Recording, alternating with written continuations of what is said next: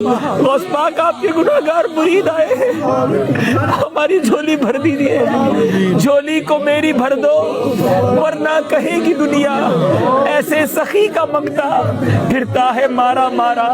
میری لاج رکھ لو یا غوث، میں مرید ہوں تمہارا، میں مرید ہوں تمہارا۔ ماں محتاج تو حاجت روا، المدد یا غوث اعظم سیدہ۔ اور جن لوگوں کو یہ اللہ کے سوا پکارتے ہیں وہ کوئی چیز بھی تو نہیں بنا سکتے بلکہ وہ خود بنائے جاتے ہیں۔ وہ تو مردہ ہیں بے جان، ان کو تو یہ بھی معلوم نہیں کہ اٹھائے کب جائیں گے۔ لوگوں، تمہارا معبود تو ایک ہی معبود ہے، سو جو لوگ آخرت پر ایمان نہیں رکھتے ان کے دل انکار کر رہے ہیں اور وہ سرکش ہو رہے ہیں۔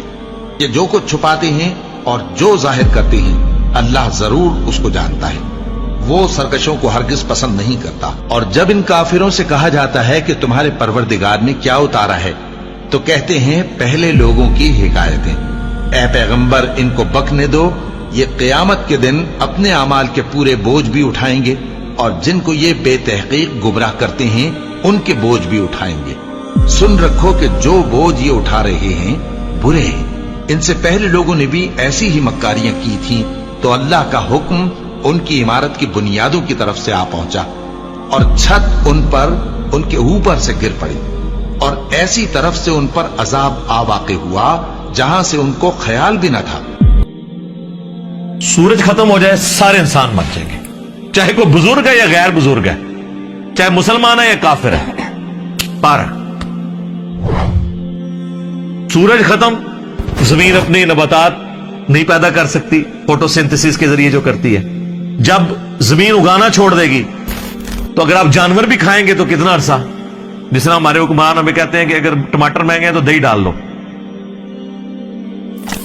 تو اگر زمین اگانا چھوڑ دے تو ہم جانور کھائیں گے تو کتنا عرصہ، مچھلیاں کھائیں گے تو کتنا عرصہ، وہ بھی ساری مر جائیں گی ہمارے کھانے سے پہلے ہی۔ دنیا پہ موسموں کا تبدیل ہونا، ہواؤں کا چلنا، ہر زندہ چیز کی خوراک یہ ایک سورج کے اوپر ڈیپینڈنٹ ہے۔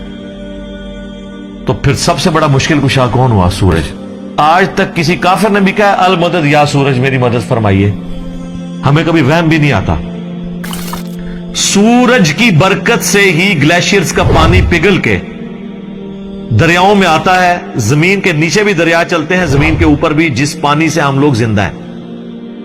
اور وہ گلیشیئرز تک پانی پہنچنا بھی سورج کی وجہ سے ہے، کیونکہ سورج ویپوریٹ کرتا ہے سمندر کے پانی کو، وہ ہواؤں اور بادلوں کی شکل میں ہم پر بارش کی شکل میں اور پہاڑوں پہ برف کی شکل میں برستی ہے۔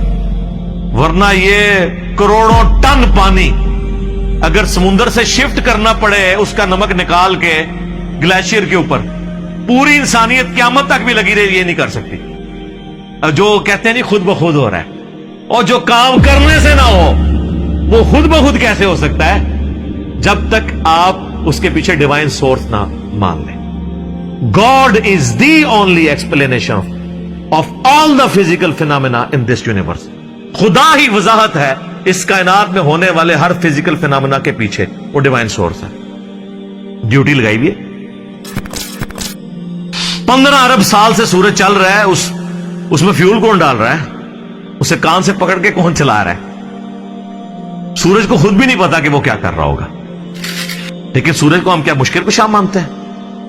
حالانکہ ساری مشکلیں ہماری وہی حل کر رہا ہے۔ ہم کہتے ہیں سبب ہے،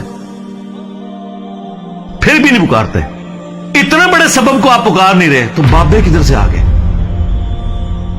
بابے تو خود آپ کے نذرانوں پہ چلتے ہیں، کھانا کھا لیں تو انہیں ٹوائلٹ کی ضرورت پڑ جاتی ہے۔ اور جو کوئی کہتا ہے نا میں سمندر، دریا یا زلزلہ روک سکتا ہوں، وہ اپنا پیشاب کو روک کے بتا دے نہیں۔ وہ پچھلے دنوں ایک انڈیا کے وہ مولانا صاحب کی ویڈیو بھی اپلوڈ ہوئی تھی نا کہ شیخ عبد القادر جیلانی کی مجلس میں ایک وقت کے بہت بڑے ولی بیٹھے تھے، اس دوران انہیں پیشاب آ گیا اور شدت شدید تھی، تو روک لیتے نا، انہیں خود مان لیا کہ بزرگ نہیں پیشاب روک سکتے۔ وہ کہتے عبد القادر جیلانی نے اینڈ جناب چادر سٹی انہوں نے جا کے ڈگی تھے، وہ پھر کسی میدان پہنچ گئے تھے، فارغ ہو کے واپس آئے، تو روک لیندے نا، اس میں الفاظ ہیں، وہ کہتے ہیں وہ بہت بڑے ولی اللہ تھے، پیشاب نہیں رکا، نہیں رک سکتا نا، انسان بہت کمزور ہے، کھانا نہ کھائے زندہ نہیں رہ سکتا، محتاج ہے، सूरत अल-माइदा की आयत नंबर 72 में आया ईसा और उनकी मां रोटी के मोहताज थे। अगर ईसा उलुल अज़म पैगंबर मोहताज हैं खाना खाने के, और उनकी मां सारे बुजुर्गों से बड़ी बुजुर्ग वलिया मरियम बिनते इमरान वो रोटी की मोहताज है, तो बाबू की क्या औकात है? रोटी के मोहताज है, और रोटी खा लें तो निकालने के मोहताज, ना निकले तो फिर परेशानी। सब कुछ अल्लाह कर रहा है। तो मेरे भाई, जब ये अल्लाह कर रहा है, पुकारना अल्लाह को है। इय्याका नअबुदु व इय्याका नस्तईन। ये हमारा मेन झगड़ा है शिर्क के हवाले से। हजारों बातें एक तरफ, असल बात यह है कि असल शिर्क हुआ है इय्याका नस्तईन में। इबादत की कोई शक्ल, नमाज, रोजा, हज, ज़कात, नजर, न्याज, सब अल्लाह के लिए, सब देते भी अल्लाह के लिए। बस इसाले सवाब की नीयत करते हैं, वो छोटा मसला है। ठीक है, मैयत की तरफ से इसाले सवाब हो सकता है, लेकिन इय्याका नस्तईन में मुसलमानों की अक्सरियत शिर्क कर रही होती है। अच्छा, नमाज में नहीं करती।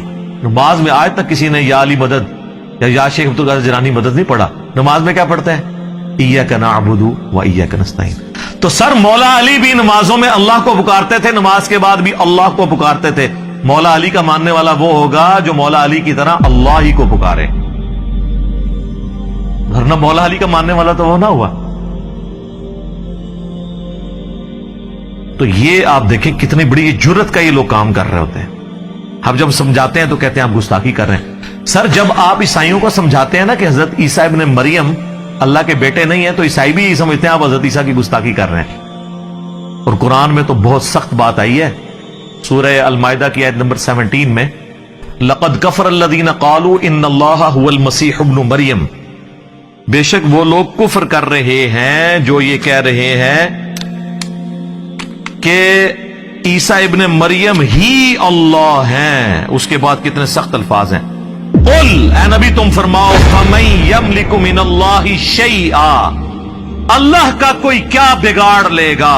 इन अरादा अन युहलिकल मसीह इब्न मरियम व उम्महु व मन फिल अर्दि जमीआ, कि अगर अल्लाह इरादा करे कि ईसा इब्ने मरियम और उनकी मां को और सारी मखलूक को हलाक कर दे, अल्लाह का कोई क्या बिगाड़ सकता है? अच्छा, शिर्क किया ईसाइयों ने, मिसाल दे दी ईसा इब्ने मरियम की तौहीद के लिए।